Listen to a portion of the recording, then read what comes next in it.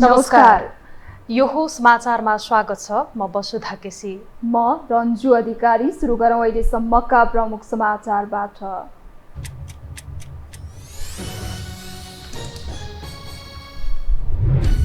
कांग्रेस रूपान्तरणका लागि महामन्त्री थापाको 21 पृष्ठ लामो राजनीतिक प्रस्ताव पेश। 5 देखि 7 लाख नयाँ सदस्य थप्ने लक्ष्य। गठबन्धन विरोधी गतिविधि नगर्न उपसभापतिको आग्रह।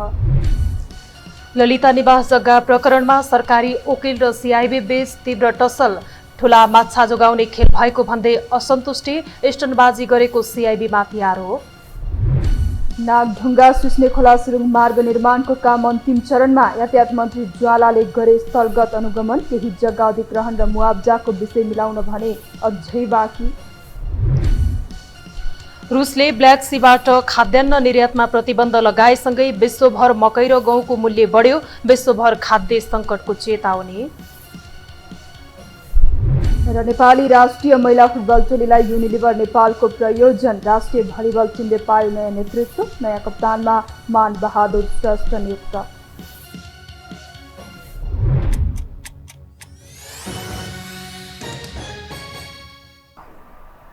अब समाचार विस्तारमा।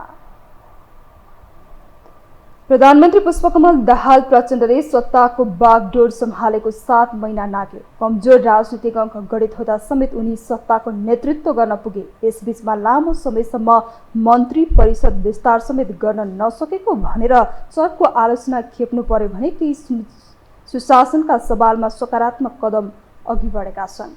एक रिपोर्ट। संसदको तेस्रो ठूलो दलको रूपमा खुम्चिए पनि यो पटकको संसदीय चुनावपछि सत्ताको बागडोर नेकपा माओवादी केन्द्रका अध्यक्ष पुष्पकमल दाहाल प्रचण्डको हातमा गयो। सुरुमा एमाले सहित दलको समर्थन पाएर प्रधानमन्त्री बनेका उनले 79% सांसदहरूको विश्वासको मत समेत पाए। तर राजनीतिमा स्थायी शत्रु र स्थायी मित्र हुँदैन भन्ने चर्चाकै बीच अहिले नेपाली कांग्रेस सहितका दलहरूको साथ पाएर उनले सत्ता सञ्चालन गरिरहेका छन्। सत्ता हत्याएको 7 महिना नाग्दा प्रधानमन्त्री प्रचण्ड नेतृत्वको सरकार केही आलोचना र केही सकारात्मक कदमका कारण चर्चामा रह्यो। यसबीचमा सत्ताको बागडोर आफ्नो हातबाट फुत्काउने प्रयत्न भएकोमा त्यससँग समेत मुकाबिला गर्दै प्रधानमन्त्री प्रचण्ड अघि बढिरहेका छन्। राज्य सञ्चालनको तालाचाबी फुत्काउने ध्येयले नै एउटा शक्ति सरकारले माखो मारेन भनेर विश्लेषण गरिरहँदा सरकारले भने 2 ठूला भ्रष्टाचारका फाइल खोलेर धेरैको मुख बन्द गरिदिएको छ। भुटानी शरणार्थी प्रकरण र ललिता निवासको जग्गा हिनामिना प्रकरणको फाइल खोल्दा केही उच्च पदस्थ व्यक्ति पक्राउ पर्दा प्रचण्ड नेतृत्वको सरकारले हाई पाइरहेको छ। यसबाट प्रधानमन्त्री प्रचण्डले आफ्नो काम गर्ने स्पिरिट बढाएका छन् भने आफू थप हौसिएको भनिरहेका छन्। सुशासन, समृद्धि, संविधानको कार्यान्वयन र सामाजिक न्यायलाई केन्द्रमा राखेर आफूले काम गरिरहेको बताउने प्रधानमन्त्री प्रचण्डले यसबीचमा 2 पटकसम्म सदनबाट विश्वासको मत पाउन सफल भएका छन्। निकै निराशा, निकै अन्यल, निकै अस्थिरता, अराजकतातिर जाने हो कि देश कता जाने हो भनेको बेलामा बिस्तारै सुशासनको निम्ति, बिस्तारै जनताका दैनिक कामहरूमा, सेवामा सहजता ल्याउनको निम्ति र इतिहासबाट थाटिरहेका थुप्रै मुद्दाहरूको निरूपणको निम्ति सरकार दृढताको साथ साहसिक रूपले अगाडि बढेकै छ, बढ्छ। वर्तमान सरकारले भ्रष्टाचार काण्डका फाइल पल्टाउने काम मात्र गरेको छैन, शिक्षा, स्वास्थ्य लगायतका क्षेत्रमा पनि सकारात्मक कदम अघि बढाएको छ। देशभरका सरकारी, सामुदायिक तथा निजी अस्पताललाई कुल शय्याको 10% विपन्न, असहाय, बेवारिसे बिरामीको निशुल्क उपचार गराउने व्यवस्था कार्यान्वयनमा आउँदा सरकारले अर्को वाहवाही पाइरहेको छ। यस्तै सरकारले धेरै चाप हुने वीर अस्पतालमा साउन 1 गतेदेखि बिहान 8 बजेदेखि नै बहिरङ्ग अर्थात् ओपीडी सेवा सुरु गरेको छ। त्यस्तै मिटर ब्याज सम्बन्धी विधेयक संसदबाट पारित भएर कानुनी रूप लिँदा मिटर ब्याज पीडितहरूले सरकारको नाममा जिन्दाबादको नारा लगाएका छन्। यसअघि 2 पटक संघीय संसदले पारित गरी राष्ट्रपति कार्यालयमा पठाइएको नागरिकता विधेयक अहिलेकै कार्यकालमा राष्ट्रपतिबाट प्रमाणीकरण भएकोमा यसले समेत कानुनी रूप पाइसकेको छ। नागरिकता विहीनहरूले अहिले धमाधम नागरिकता पाएसँगै उनीहरूले प्रधानमन्त्री प्रचण्डलाई धन्यवाद दिइरहेका छन्। यस्तै ठूलै राजनीतिक रस्साकसीका बीच नेतृत्वविहीन न्यायालयले प्रधान न्यायाधीश पाएको छ। सरकारी कार्यालयहरूमा सेवामा टाइम कार्ड प्रणाली लागू गर्दा सेवाग्राही लाभान्वित भएका छन्। तुलनात्मक रूपमा राहदानी, सवारी चालक अनुमति पत्र, राष्ट्रिय परिचय पत्र लगायत कार्यालयमा लाग्ने लाइन कम हुँदा सेवाग्राहीले राहत महसुस गरेका छन्। तथापि अहिले पाइरहेको वावाईमै रमाउने भन्दा पनि अझै गर्नुपर्ने धेरै काममा सक्रियता देखाउनुपर्ने राजनैतिक विश्लेषकहरू बताउँछन्। अगाडि भएका कामहरू उहाँले गर्दै जानुभएको छ, जुन कुरा गर्नै पर्थ्यो। मेरो धारणा चाहिँ यही हो र अहिले नै सफल वा असफल नभन्नुहोस्, सफल वा असफल भन्ने बेला भएको छैन। यसको परिणाम आउन थालोस्। जस्तै नागरिकता विधेयकको कुरा आयो। नागरिकता विधेयकमा कसरी को मान्छे कसरी लाभान्वित भए भन्ने कुरा देखिन थालोस्।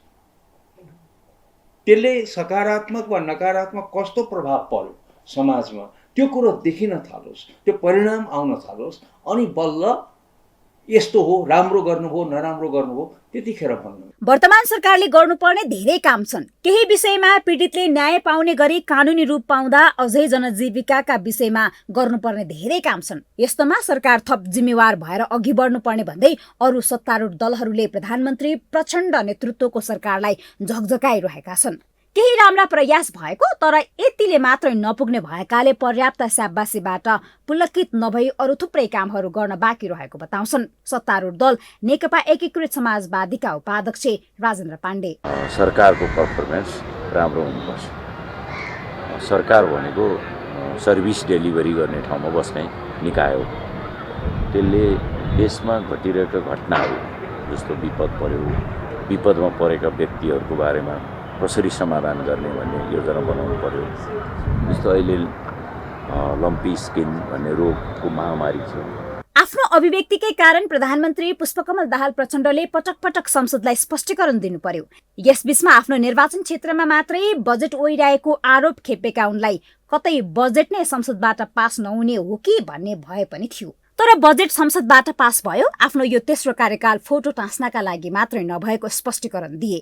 यो कार्यकाल सम्झना लायक बनाउने र जनजीविकासँगै सुशासनका सवालमा पनि बाँकी कामहरू अघि बढाउने उनको अठोट छ। नेकपा माओवादीसँग स्पष्ट संसदीय अङ्कगणित नभएकाले सत्ता कहाँसम्म पुग्छ भन्ने विषय प्रमुख दल नेपाली काङ्ग्रेस सहितका दलहरूको हातमा छ। अरूको काँधमा चढेर सत्ता हाँक्दा सबैलाई मिलाउनु पर्ने बाध्यताका बीच प्रधानमन्त्री प्रचण्ड अघि बढिरहेका छन्। आशा गरौं प्रचण्डको यो तेस्रो प्रधानमन्त्रीत्व कार्यकाल इतिहासको पानामा लेख्न लायक बन्नेछ।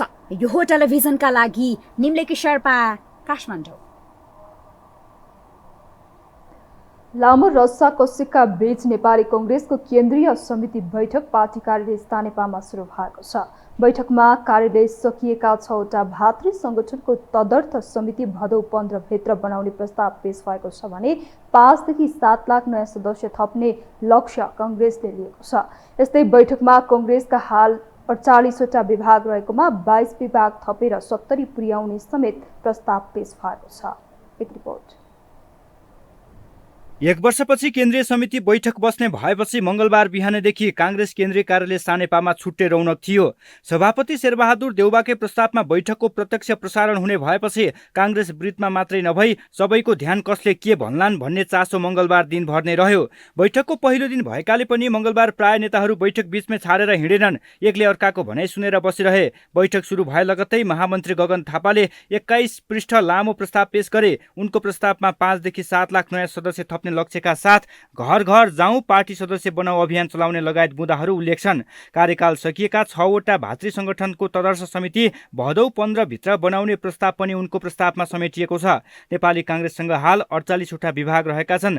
त्यसमा 22वटा थपेर 70वटा विभाग बनाउने प्रस्ताव समेत महामन्त्री थापाले अघि सारेका छन्। कार्यालयमा भित्र यो सचिव भनेर होइन, यहाँ माथि हेर्नुभयो भने अभिलेख तथा अनुसन्धान शाखा, सूचना सञ्चार तथा प्रेस शाखा, प्रशासन शाखा, कार्यक्रम व्यवस्थापन र स्टोर शाखा, कानुन तथा अन्तर्राष्ट्रिय शाखा, समन्वय र अनुगमन शाखा भनेर यसको हामी अहिले ओएनएम अर्गनाइजेसन एन्ड म्यानेजमेन्ट कतिजना कर्मचारी रहने, कुन सचिवले नेतृत्व गर्ने, यसमा अलिकति होमवर्क गरिरहेका छौँ। अब फलानु सचिव यो सचिव भनेर हुँदैन, यो शाखा भनेर हुन्छ। राधाकृष्ण थारूको स्मृतिमा केन्द्रीय कार्यालयले किसान सङ्घको समन्वयमा भूमि र किसान मुद्दामा सम्बन्धित कार्यक्रम गर्छ र जिल्लाभरिको उत्कृष्ट किसानलाई सम्मान गर्ने काम पार्टीले जिल्ला किसान सङ्घको समन्वयमा त्यसै गरी यो कार्यक्रम गर्छ र हामीहरू घर घरमा काङ्ग्रेस अभियान पनि यही मङ्सिर महिनाबाट सुरु हुन्छ। अघिल्लो दिन नै विभिन्न 10वटा एजेन्डा तय गरेर सुरु भएको केन्द्रीय समिति बैठकमा काङ्ग्रेसका नेताहरूले पार्टी सुदृढीकरणको विषय जोडतोडले उठाएका छन्। महामन्त्री द्वय सहित केही नेताहरूबाट आफूमाथि अप्ठ्यारो हुने गरी कदम अघि बढ्न सक्ने ध्येयले सभापति शेरबहादुर देउबा पूर्व तयारी गरेरै बैठकमा सहभागी भएका थिए। पूर्व सन्ध्यामा आफू पक्षका नेताहरूलाई धुम्बा राहीमा बोलाएर महामन्त्री द्वय तह लगाउने गरी एजेन्डागत रूपमा प्रस्तुत हुन सभापति देउबाले कान फुक्न भ्याइसकेका थिए।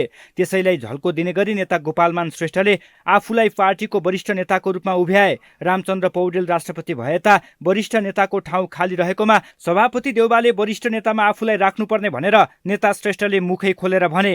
सभापतिमा पराजित व्यक्ति वरिष्ठ नेता हुने काङ्ग्रेसको परम्परा रहेकोमा शेखर कोइराला यसको हक दाबीकर्ता भए पनि यसैमा बखेडा झिक्ने अस्त्र स्वरूप श्रेष्ठलाई देउबाले नै वरिष्ठ नेताको रूपमा आफूलाई उभ्याउन काने खुसी गरेको बैठकको दृश्यमा प्रष्ट झल्किन्थ्यो। नेपाली काङ्ग्रेस आफैमा सक्षम पार्टी हो। पार्टीभित्रको द्वन्द्वलाई मिलाएर निर्वाचनमा जाने हो भने नेपाली काङ्ग्रेस अरू कुनै पार्टीसँग डराउनुपर्ने अवस्था होइन। यद्यपि गठबन्धन गर्नुपर्ने राजनैतिक बाध्यताको विषयमा पार्टी एकमत भएर निर्वाचनमा गएको हो। यो गठबन्धन गर्नु परेको कारण पार्टीका साथीहरूको बीच देखिएको असन्तुष्टिहरू समेत ध्यानमा राखी सम्झाइ बुझाइ नेपाली काङ्ग्रेस केन्द्रीय निर्वाचन परिचालन समितिले नेपाली काङ्ग्रेस गठबन्धनका उम्मेदवारलाई विजयी गराउन प्रयत्न स्वरूप पार्टीले पहिलो स्थान प्राप्त गर्न सफल भएकोमा म यहाँ स्मरण गर्न चाहन्छु।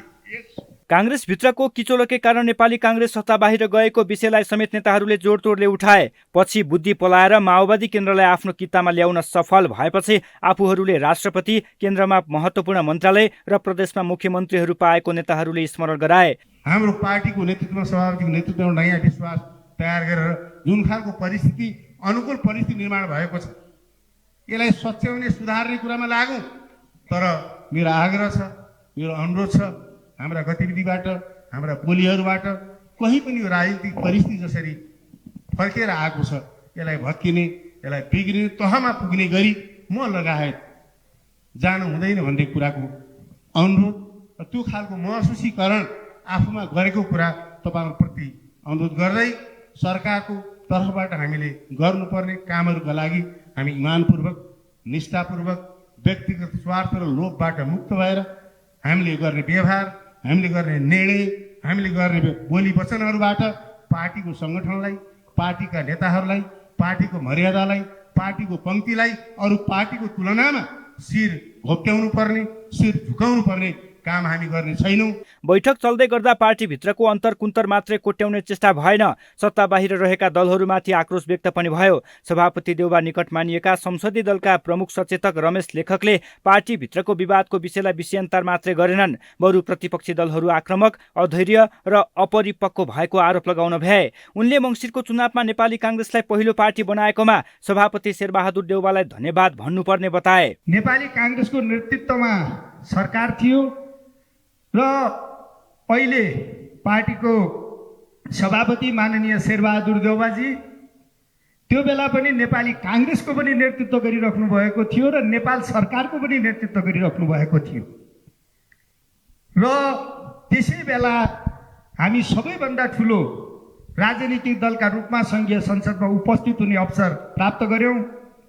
त्यसकारण म यो ऐतिहासिक उपलब्धि र महत्त्वका लागि आदरणीय पार्टी सभापति माननीय शेरबहादुर देउबाजीलाई विशेष धन्यवाद दिन चाहन्छु र उहाँका मार्फत म नेपाली काङ्ग्रेस सिङ्गो पार्टीलाई विशेष धन्यवाद दिन चाहन्छु।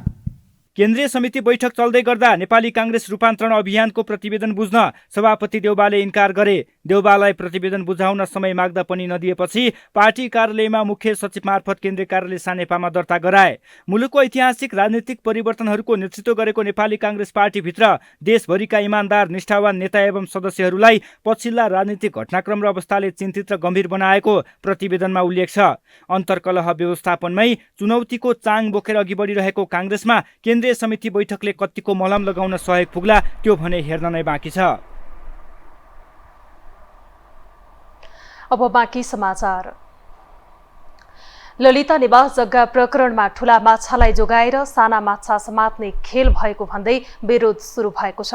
व्यक्तिको नाममा जग्गा पुग्न बाटो खोलिदिने तत्कालीन प्रधानमन्त्री माधव कुमार नेपाल र बाबुराम भट्टराईलाई उनीहरूको अरन खटन मान्ने तल्लो तहका कर्मचारीलाई मात्रै हिरासतमा पुर्याएको भन्दै असन्तुष्टि सुरु भएको हो। एक रिपोर्ट।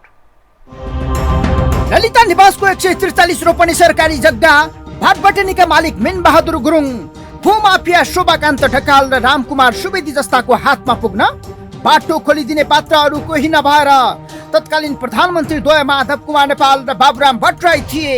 तर यही प्रकरणमा तल्लो तहका कर्मचारी धमाधम पक्राउ पर्दा कानुनले त के यी ठुला माछालाई 12 हातको टाङ्गोले पनि छोएन।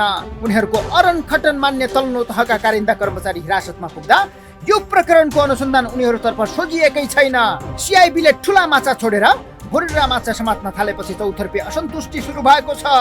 धेरैले भित्रभित्रै यो सिआइबीको सस्तो लोकप्रियताका लागि स्टन्ट भएको भन्ने टिप्पणी गरेका छन्। अनुसन्धान गरेर सबै कुराहरू यो भएको विषयहरू भएको हुनाले थप अनुसन्धान जुन अहिले गरिरहेको छ सिआइबीले गर्दै गर्दा अलि यसलाई एक्सपर्टाइज चाहिँ गर्नुपर्छ। फटाफट काम चाहिँ किनभने त्यहाँ त इभिडेन्स सहित भएको हुनाले यसलाई फटाफट काम गर्नुपर्ने चाहिँ हुन्छ। यसमा फेरि लतेर ओहो यो पूर्व के जोडिया यसको पूर्व के जोडिया छ भनेर बस्ने विषय त होइन नि हो। सबै अनुसन्धान गरेर त्यही छ त त्यसपछिको थप गर्नुपर्ने छ ल्याउनुहोस्, त्यसपछि थप्नुहोस्, वकिलसँग राखेर बयानहरू स्टेटमेन्टहरू राख्नुहोस्, अरू थप प्रमाण बुझ्नुपर्ने छ भने बुझ्नुहोस्।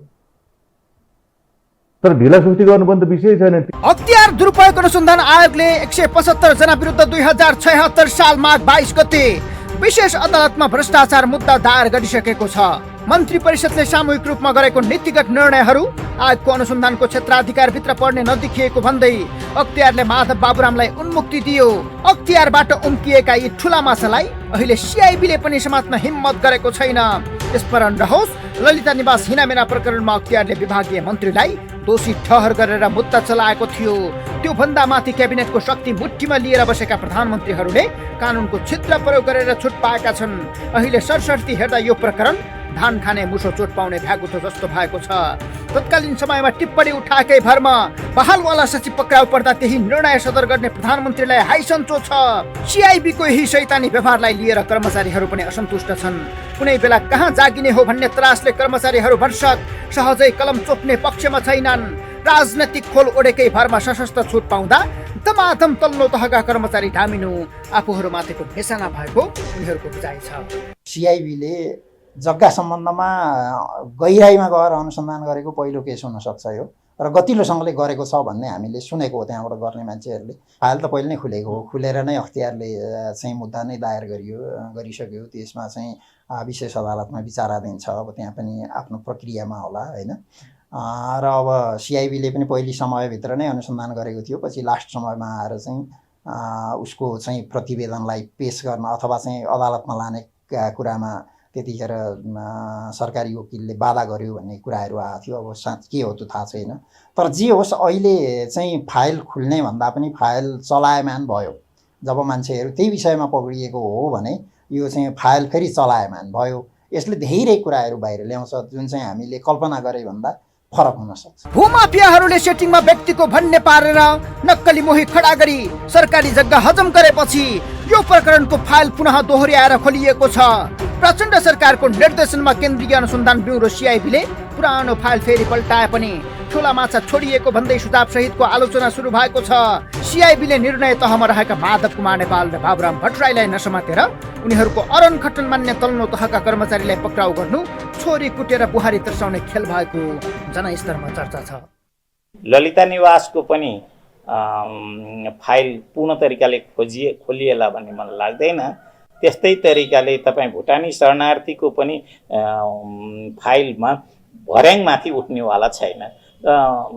किन उठ्नेवाला छैन? नेपालको राजनीतिक सिन्डिकेट 63 पछाडि आएको सिन्डिकेटले त्यहाँ चाहिँ दिँदैन। जुन विभागीय मन्त्री र विभागीय सचिव कहाँ जबसम्म त्यो भर्याङ चढ्दैन तब जनताका बिचमा त एउटा धारणा बनिसक्यो। यसको प्रमुख अभियुक्तहरू को हुन सक्छन् त्यहाँ। तर राजनीतिकको व्यवस्थाका साथमा प्रचण्ड पनि अत्यन्तै अल्पमत सरकार शक्ति लिएर राजनीति गरेको हुँदाखेरि म त्यति माथि अगाडि बढ्न सक्ला भन्ने किसिमको म विश्वास गर्दिनँ। अहिले सिआइबीको स्पिरिट हेर्दा ठिक विपरीत जस्तो देखिएको छ। शक्तिमा रहेका माथिल्लो तहकालाई नियन्त्रणमा लिएर प्रमाण नष्ट हुन सक्ने सम्भावित घटनातर्फ चनाको हुनुपर्नेमा तल्लो तहका कर्मचारी खोजी खोजी समात्नु, जरो छोडेर हङ्गाको पछि लागे जस्तो देखिएको छ। सिआइबीको काम गराएको शैलीले सरकारी संयन्त्र पिस्ने भित्र टसल सुरु भएको छ। उनीहरूले आफूमाथि लागेको हिलो पखाल्न यो प्रकरणमा नाम मुचिएका ठुला माछालाई पनि अनुसन्धानको दायरामा ल्याउन जरुरी देखिन्छ। यसो भन्दैमा साना अर्थात् नियतमा खोट राखेर राष्ट्रमाथि कैफियत गर्ने छुट कसैलाई छैन र कदापि हुनु हुँदैन। साना हुन् कि ठुला, राष्ट्रमाथि घात गर्ने सबै कानुनको दायरामा आउनुपर्छ। ललिता निवास जग्गा प्रकरणमा थुनामा रहेका सञ्चार सचिव कृष्ण बहादुर राउत सहित व्यक्तिले दायर गरेको बन्दी प्रत्यक्षीकरणको रिट भोलिका लागि हेर्दैमा राखिएको छ। ललिता निवासको जग्गा व्यक्तिको नाममा नामसारी गर्न सरकारी कागजात किर्ते लगायतको कसुरमा थुनामा रहेका उनीहरूले दायर गरेको बन्दी प्रत्यक्षीकरणको रिटको आजका लागि पेशी तोकिएकोमा नभ्याइएपछि भोलिका लागि हेर्दैमा राखिएको हो। हिजोबाट सुरु भएको सुनवाई आज पनि नसकिएपछि हेर्दैमा राखिएको हो। सञ्चार सचिव राउत भाटबटिनी सुपरमार्केटका सञ्चालक मेन बहादुर गुरुङ, पूर्व निर्वाचन आयुक्त सुधीर कुमार शाह र मालपोत कार्यालयका पूर्व कर्मचारी धर्मप्रसाद गौतमले आफूहरूलाई गैर कानुनी थुनामा राखिएको भन्दै सर्वोच्च अदालतमा बन्दी प्रत्यक्षीकरणको रिट निवेदन दर्ता गराएका थिए। हिजोका लागि न्यायाधीश द्वय प्रकाश कुमार ढुङ्गाना र नहकुल सुवेदीको संयुक्त इजलासमा पेशी तोकिएकोमा उक्त दिन सुनवाई नसकेपछि हेर्दैमा आजका लागि पेशी तोकिएको थियो। भोलि पनि सोही इजलासमा बन्दी प्रत्यक्षीकरणको रिटमाथि सुनवाई हुनेछ।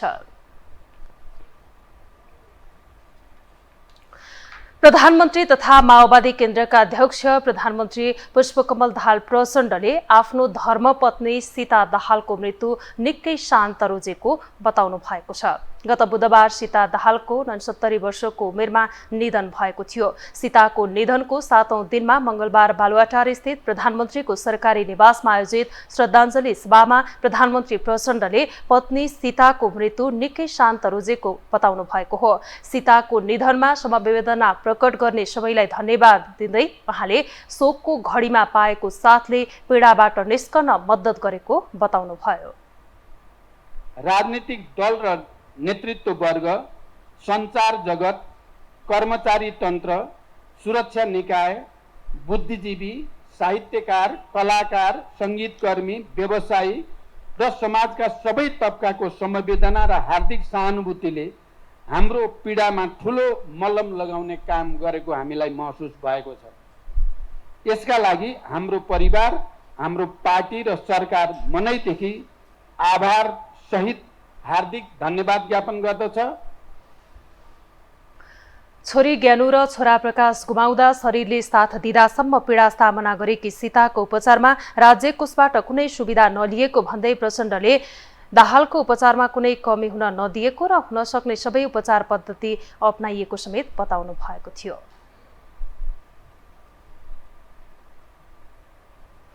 हामीसँग समाचार बाँकी नै छन्, अहिलेलाई विश्राम।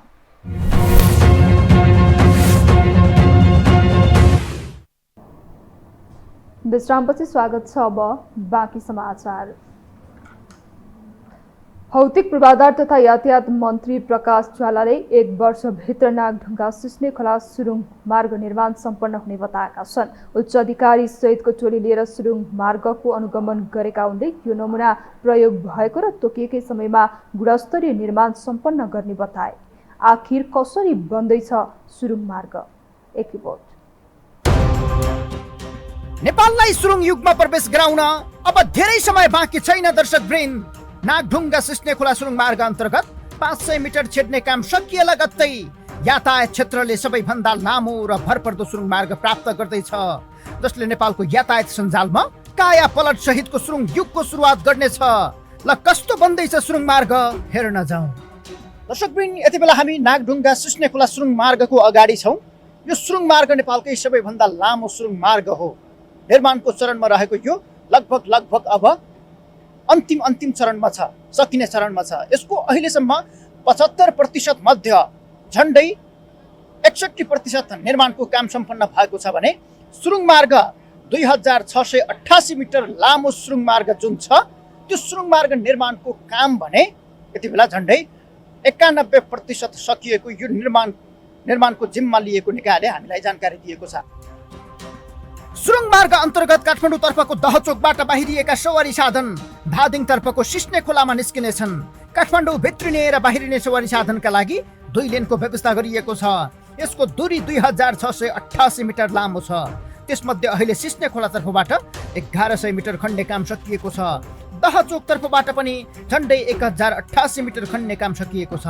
बीचमा बाँकी रहेको झन्डै 500 मिटर खन्ने काम सकिएपछि ब्रेक थ्रु हुनेछ। यातायात सञ्चालनका लागि यो पहिलो पटक बनेको सुरुङ मार्ग हो।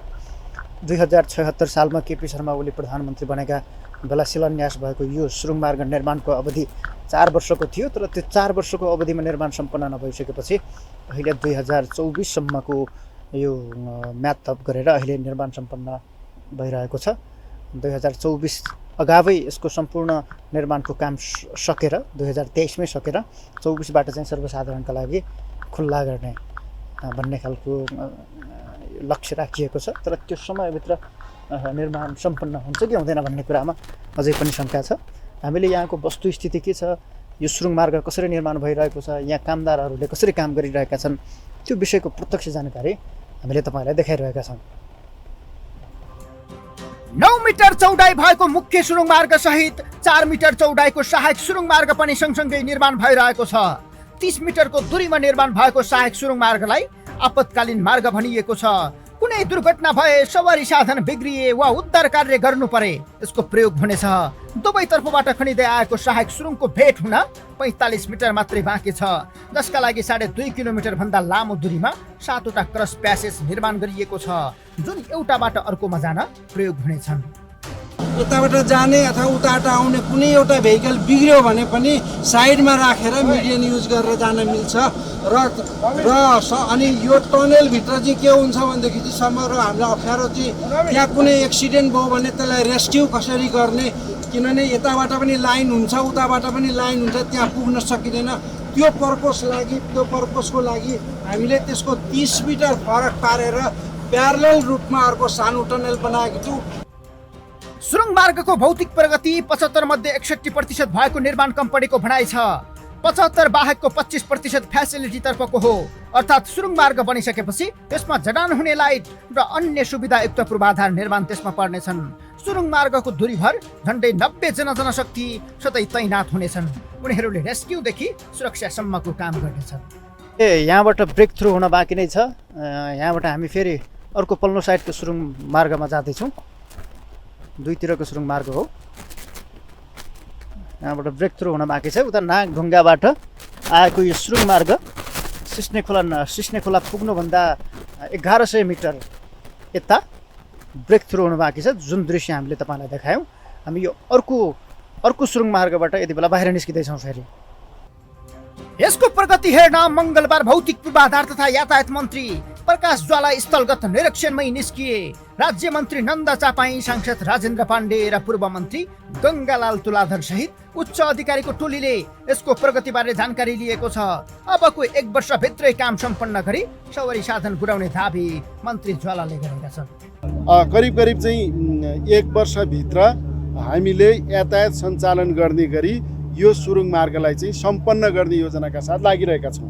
वास्तवमा यो देशकै सङ्घीय राजधानी काठमाडौँ जोड्नका निम्ति यो धेरै महत्त्वपूर्ण आयोजना, नेपालमा पहिलो एउटा नमुनाको रूपमा, पहिलो प्रयोगको रूपमा ट्रान्सपोर्टेसन यो यातायातको चाहिँ सुरुङ मार्गको रूपमा चाहिँ यो आयोजना अगाडि बढेको छ।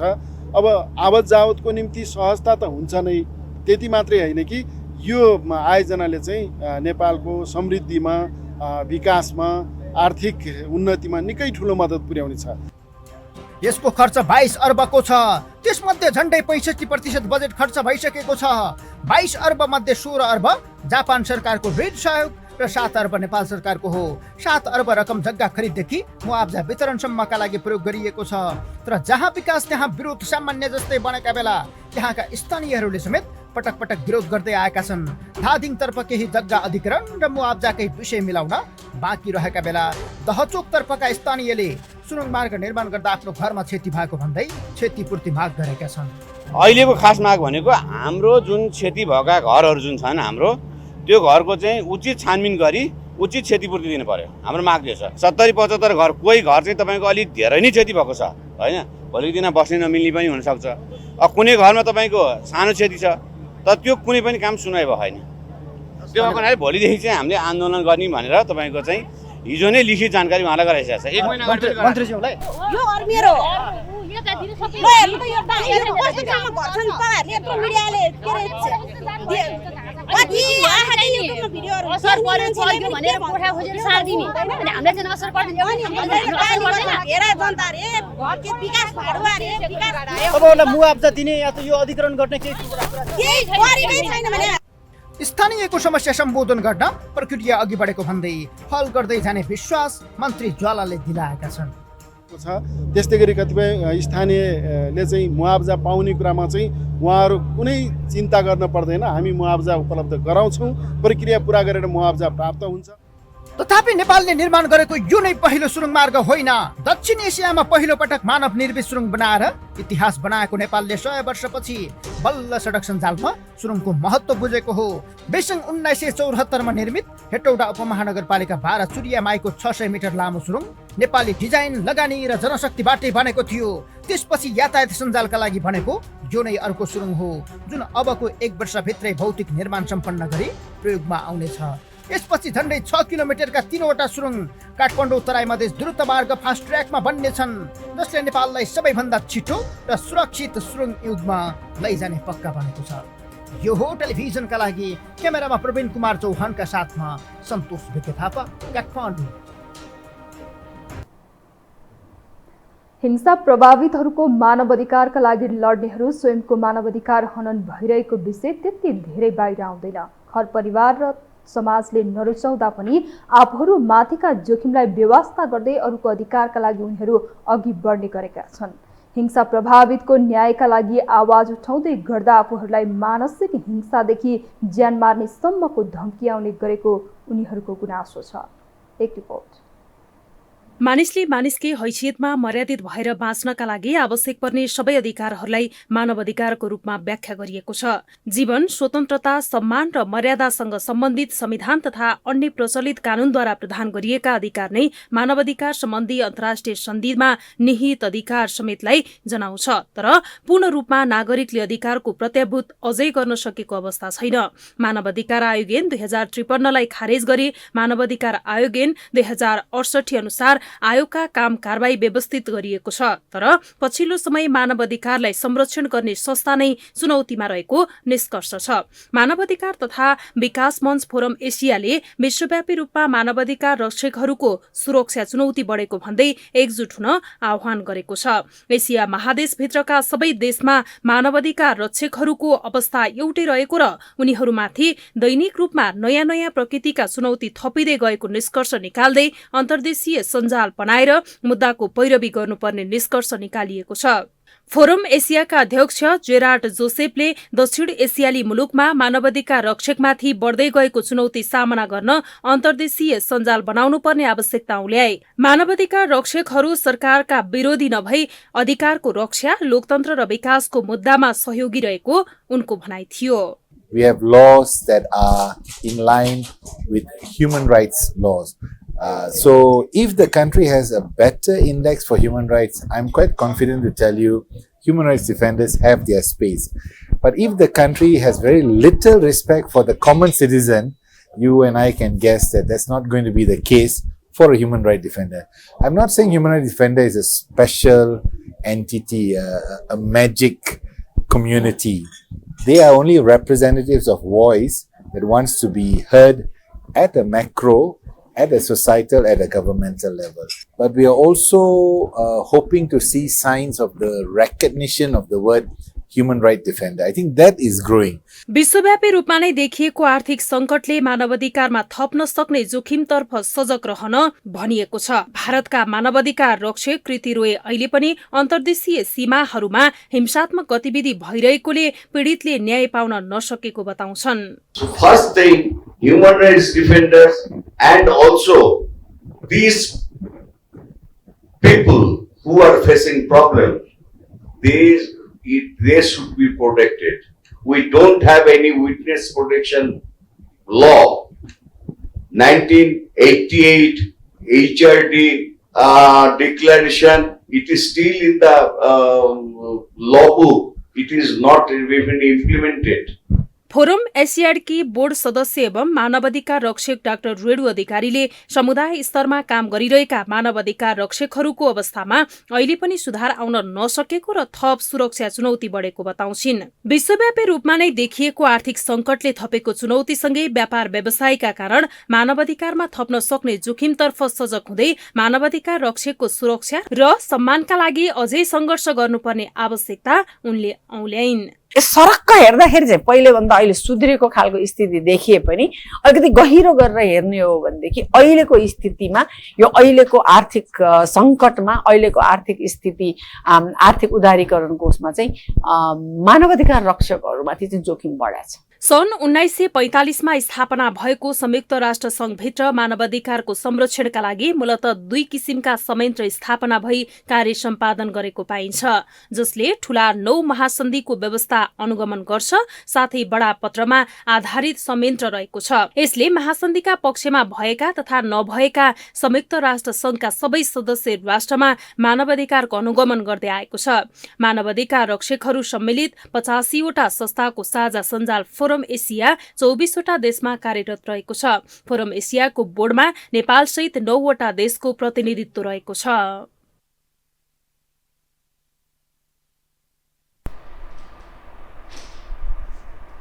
अब बाँकी समाचार। आफ्नो चुनावी एजेन्डालाई मूर्त रूप दिँदै काठमाडौँ महानगरपालिकाका मेयर बालेन एकपछि अर्को गर्दै सुधारको काममा लागि परेका छन्। त्यसै अनुरूप अघि बढेको महानगरपालिकाको ध्यान अब राजधानीवासीको टाउको दुखाइको विषय बन्ने गरेको सवारी पार्किङतिर गएको छ। एक रिपोर्ट। काठमाडौँमा सवारी पार्किङको समस्या नयाँ होइन। महानगरपालिकाको सबैभन्दा ठूलो समस्या मध्ये सवारी पार्किङ पनि एक हो। न्यू रोड, बानेश्वर जस्ता अति व्यस्त सहरहरूमा त शुल्कै तिरेर पनि पार्किङ गर्न नपाउने अवस्था छ। पार्किङ समस्याकै कारण मानिसहरू सवारी लिएर बाहिर निस्कनै डराउँछन्। महानगरवासीले वर्षौंदेखि भोग्दै आइरहेको सवारी पार्किङको समस्या अब भने केही हदसम्म भए पनि कम हुने संकेत महानगरले देखाएको छ। महानगरपालिकाका मेयर बालेन्द्र शाहले आफ्नो चुनावी एजेन्डा नै बनाएको राजधानीको पार्किङ व्यवस्थापन कार्यान्वयन गर्नतर्फ महानगर लागि परेको छ। महानगरको आर्थिक ऐन 2080 ले व्यवस्था गरे अनुसार बहुतलीय आवासीय वा व्यावसायिक भवनमा रहेका व्यवसाय र सेवा प्रदायकलाई सम्बद्ध सेवाग्राहीसँग सवारी साधन पार्किङ बापतको शुल्क सङ्कलन गर्न निषेध गरिएको छ। अर्थात् अब महानगरभित्र रहेको निजी मार्ट, रेस्टुरेन्ट, सपिङ कम्प्लेक्स, मल, अस्पताल लगायत स्वास्थ्य प्रदायक संस्थाहरूले सेवाग्राहीहरूसँग पार्किङ शुल्क लिन पाइने छैन। एक त पार्किङ गर्ने स्थानको अभाव पाइहाले पनि स्थान अनुसार फरक फरक शुल्कको अन्योलता। यसैलाई मध्यनजर गर्दै महानगरले निजी पार्किङ व्यवसाय गर्नेलाई पनि पार्किङको शुल्क निर्धारण गरेको छ। क्षेत्र नम्बर 1 र 2 भनेर छुट्याएको क्षेत्रमा भिन्दा भिन्दै पार्किङ शुल्कको व्यवस्था गरिएको हो। पार्किङ शुल्कमा एकरूपता ल्याउन समय अनुसारको सशुल्क पार्किङको व्यवस्था मिलाएको छ। पार्किङ शुल्कमा एकरूपता आओस् भन्ने उद्देश्यका साथमा तोकेको छ। 2 पाङ्ग्रे सवारी साधनको लागि पार्किङ शुल्क आधा घण्टा मात्र पार्क गर्नुहुन्छ भने 15 रुपैयाँ र सँगसँगै 1 घण्टा हो भने 25 रुपैयाँ र 1 घण्टाभन्दा बढी थप हुँदै गयो भने हरेक 15 रुपैयाँको 5 रुपैयाँको दरले हामीले त्यो रेट शुल्क पनि तोकेका छौँ। र 4 पाङ्ग्रे गाडी हो भने चाहिँ 4 पाङ्ग्रे सवारी साधनको लागि आधा घण्टाको लागि 40 रुपैयाँ, त्यसै गरी 1 घण्टासम्म पार्क गर्नुभयो भने चाहिँ 75 रुपैयाँ र त्यसपछि पनि थप पार्क गर्नुभयो भने हरेक 15 मिनेटको चाहिँ 15 रुपैयाँ थप हुँदै जाने भनेर हामीले शुल्क तय गरेका छौँ। सवारी लिएर बाहिर निस्किनु पर्यो भने टाउको दुखाइको विषय बन्ने पार्किङ समस्यालाई न्यूनीकरण गर्न महानगरले निजी क्षेत्रबाट सञ्चालन गर्ने पार्किङ व्यवसायलाई प्रोत्साहन गर्ने नीति पनि लिएको छ। महानगरले व्यावसायिक रूपमा सवारी साधन पार्किङ प्रयोजनका लागि भवन निर्माण गरेमा भवन निर्माण सम्पन्न भएको मितिले पार्किङ प्रयोजनका लागि प्रयोग हुने क्षेत्रको 10 वर्षसम्म सम्पत्ति कर छुट हुने व्यवस्था गरेको छ।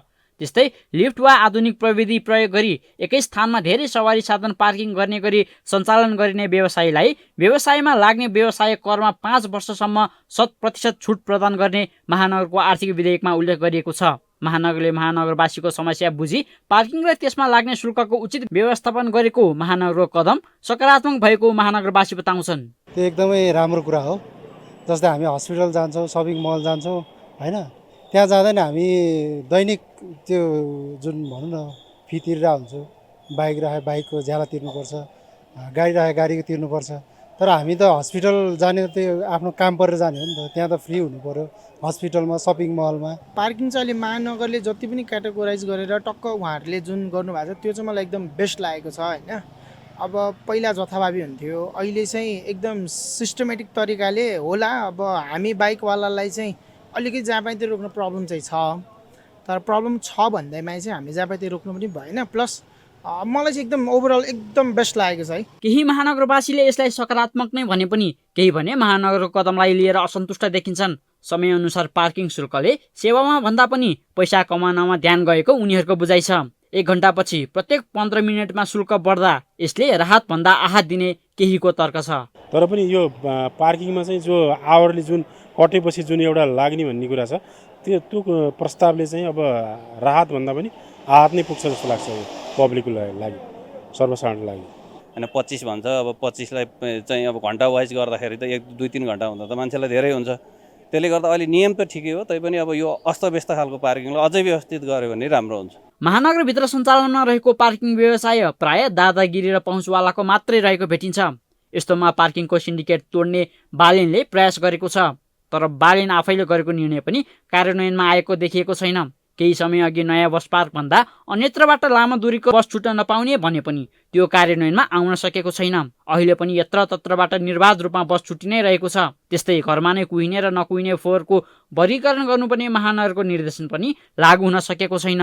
महानगर आफैले गरेको निर्णय पूरा गर्न नसकिरहेको अवस्थामा फेरि अर्को कदम अघि सारेको पार्किङ व्यवस्थापन र शुल्क निर्धारणले मूर्त रूप लिँदै कार्यान्वयनमा आउन जरुरी छ। यो टेलिभिजनका लागि क्यामेरामा सुजीव वज्राचार्यका साथ निरज कोइराला, काठमाडौँ। काठमाडौँ महानगरपालिका स्विस टुरिज्म अवार्ड 2023 का लागि छनौट भएको छ। आउँदो नोभेम्बर 3 देखि 5 तारिकमा स्विजरल्यान्डको लुगानो शहरमा हुने अवार्ड कार्यक्रममा काठमाडौँ महानगरपालिका छनौट भएको हो। पर्यटन क्षेत्रका वैज्ञानिक पेसाकर्मीहरूको निर्णायक समितिले अवार्डका लागि काठमाडौँ महानगरलाई छनौट गरेको आयोजकले जनाएको छ। काठमाडौँको सांस्कृतिक, धार्मिक र पुरातात्विक इतिहास, मूर्त अमूर्त सम्पदा र जीवन्त शहर वातावरणले आगन्तुकलाई मोहित बनाउने गरेको आयोजकले काठमाडौँ महानगरलाई पठाएको निमन्त्रणा पत्रमा उल्लेख छ। स्विस टुरिज्म अवार्ड गएको 15 वर्षदेखि भइरहेको छ।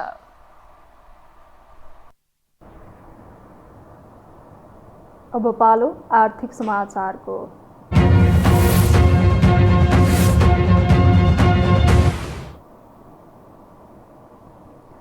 अक्सिजन अभावले जहाज मलेसियामा ग्राउन्डेड भएको घटनाको सत्य तथ्य अनुसन्धान गर्न नेपाल वायु सेवा निगमले उपसमिति गठन गरेको छ।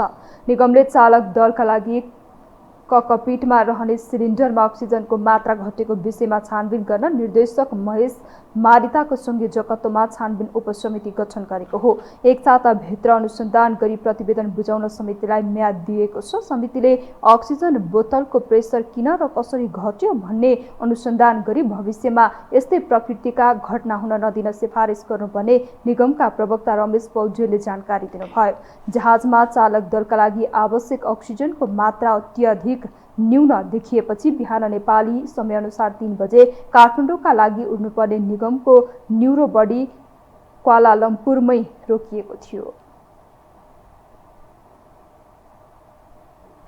लगातार चौथो दिन आज मंगलबार पनि शेयर बजार बढेको छ। शेयर बजार परिसूचक नेप्सी आज 9.91 अङ्कले बढेर 2154.07 बिन्दुमा पुगेको छ। आज बैंकिङ, लगानी, बीमा, उत्पादन, लघुवित्त र अन्य समूहको शेयर बढेको छ। अरू समूहको शेयर भने ओह्रालो लागेको छ। आज सबैभन्दा धेरै बीपीडब्ल्यू लघुवित्त र युनाइटेड अजोड इन्सुरेन्स कम्पनीको शेयर 10% बढेको छ। बजार बढेको दिन 255 वटा कम्पनीका 86,76,76,000 किता शेयर 56,400 पटक कारोबार भएको छ। आज 3,54,88,00,000 रुपियाँको शेयर किनबेच भएको छ। सबैभन्दा धेरै स्वावलम्बन लघुवित्त कम्पनीको 21,77,00,000 रुपियाँको शेयर खरिद बिक्री भएको बताइएको छ। हामीसँग अन्तर्राष्ट्रिय र खेल समाचार बाँकी नै छन्। अहिलेलाई पुनः विश्राम।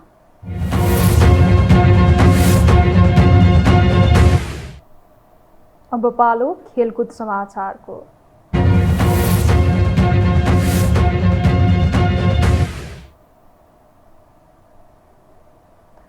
नेपाल राष्ट्रिय महिला फुटबल टिमलाई 1 वर्षका लागि युनिलिभर कम्पनीले प्रायोजन गरेको छ। आज अखिल नेपाल फुटबल सङ्घ र युनिलिभर कम्पनी बीच प्रायोजनको सम्झौता भएको हो। सम्झौता पत्रमा इन्पा अध्यक्ष पङ्कज विक्रम नेम्बाङ र युनिलिभर नेपालका अध्यक्ष आमलाल मुखर्जीले हस्ताक्षर गर्नुभएको हो। युनिलिभरले नेपाली महिला टिमलाई वर्षमा 25 लाख रुपियाँ दिने सम्झौता भएको छ। कार्यक्रममा युवा तथा खेलकुद मन्त्री डिक बहादुर लिम्बुले नेपाली फुटबलले चुनौती खेपिरहेको तर सरकारले सेवा सुविधा तथा पूर्वाधारका लागि व्यवस्थापनमा सरकार गम्भीर नभएको बताएका छन्। उहाँले नेपाली खेलाडीले सीमित स्रोत साधनको बावजुद पनि राम्रो प्रदर्शन गरेको बताएका हुन्। अहिले खेलाडी पाउनु पर्ने जुन खालको सेवा सुविधा हामीले पर्याप्त मात्रामा दिन सकेको अवस्था छैन। हामीसँग चाहिँ अप्ठ्यारो आफ्नै खालको चुनौतीहरू छन्। त्यो चुनौतीहरूका बावजुद पनि बिस्तारै बिस्तारै यसको व्यवस्थापन गर्नको निमित्त मन्त्रालय क्रियाशील रहेको कुरा सबै खेलाडी साथीहरूलाई, प्रशिक्षक साथीहरूलाई, व्यवस्थापक साथीहरूलाई हार्दिक धन्यवाद दिन चाहन्छु। र अहिले खेलाडीहरूको जीवन बिमा गरेर सुरक्षित ढङ्गले खेल्न सक्ने वातावरण निर्माण गर्ने क्रममा हामी अगाडि बढिरहेका छौँ। राष्ट्रिय महिला फुटबल टिमकी कप्तान एन्जिला तुम्बापो सुब्बाले यस सम्झौताले फुटबल खेल्न चाहने महिला खेलाडीलाई हौसला दिएको बताएका छन्। त्यस्तै युनिलिभर नेपालका अध्यक्ष आमलाल मुखर्जीले आगामी विश्वकपका लागि यो सम्झौताले सहयोग पुर्याउने जानकारी समेत दिएका हुन्। राष्ट्रिय भलिबल टिमको नयाँ कप्तान मानबहादुर श्रेष्ठ नियुक्त हुनु भएको छ। नेपाल भलिबल सङ्घको कार्य समिति बैठकले त्रिभुवन आर्मी क्लबका स्पाइकर मानबहादुर कप्तान नियुक्त गर्ने निर्णय गरेको हो। सन् 2015 देखि नेपालको राष्ट्रिय टिममा खेल्दै आएका मानबहादुरले नेपालले खेलको 5वटा सेन्ट्रल जोन भलिबल र काबा नेसन्स लिग खेलेका छन्। नेपालले 2017 मा मालदिप्समा सेन्ट्रल जोनमा तेस्रो हुँदै कांस्य पदक जित्दा मानबहादुरले बेस्ट आउटसाइड सेकेन्ड अट्याकरको अवार्ड जितेका थिए। सङ्घले हरि हजुर थापालाई राष्ट्रिय टिमको नेतृत्व गर्न नसकेको भन्दै कप्तानबाट बर्खास्त गरेपछि कप्तान पद खाली भएको थियो। खेल समाचारसँगै हामी यो समाचारको अन्त्यमा आइपुगेका छौँ। बिदा हुनु अघि प्रमुख समाचार पुनः एकपटक।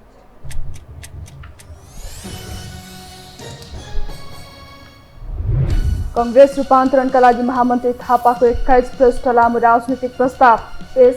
5 देखि 7 लाख नयाँ सदस्य थप्ने लक्ष्य। गठबन्धन विरोधी गतिविधि नगर्नु उपसभापतिको आग्रह।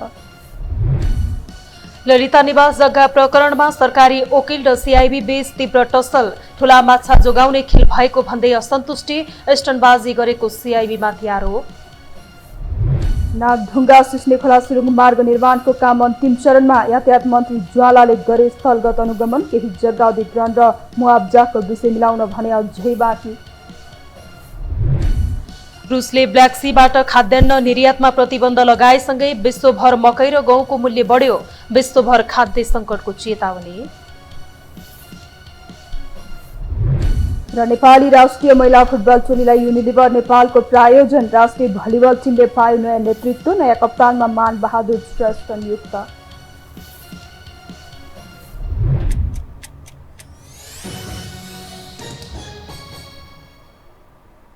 हवस् त यो समाचार सकियो। समाचार बुलेटिनका साथै यो टेलिभिजनका सम्पूर्ण कार्यक्रम यो टेलिभिजन.com, यो खबर.com, युट्युब र फेसबुकमा पनि पढ्न र हेर्न सक्नुहुनेछ।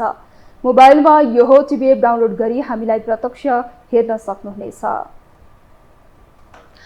तथ्यसहितको निष्पक्ष समाचार तथा मनोरञ्जनका लागि हेर्दै रहनुहोला यो टेलिभिजन। नमस्कार।